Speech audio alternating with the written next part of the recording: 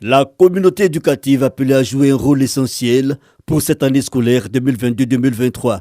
Le message en filigrane du coordonnateur général de l'inspection du ministère de l'Éducation nationale au cours de la tribune d'échange Tout savoir sur, initié par le CICG Centre d'information et de communication gouvernementale, portant sur le thème rentrée scolaire. S'agissant de la rentrée scolaire dont les défis consacrent notre centre d'intérêt du jour, sa bonne exécution et partant, sa réussite reste tributaire de la mise en œuvre scrupuleuse d'un certain nombre de mesures édictées pour assurer la fluidité et l'efficacité des enseignements.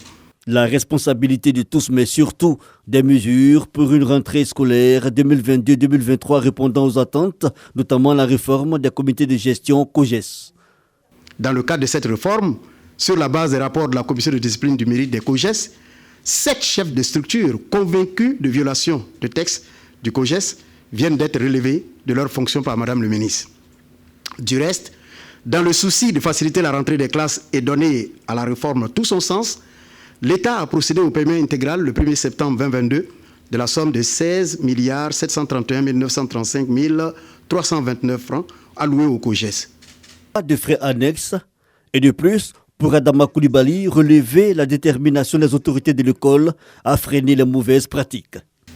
Il en va de même de la vente et de l'imposition au sein des écoles et lycées des fascicules ou de tout autre article non autorisé susceptible de rebuter les élèves et leurs parents vis-à-vis de l'école.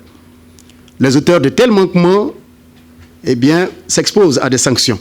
De même, l'indiscipline des élèves sera également mise à l'index et traitée de façon ferme pour en réduire drastiquement la manifestation et les effets. Échange franc et questions aux préoccupations des journalistes placés sur le thème « Soyons des citoyens responsables pour une école de qualité ».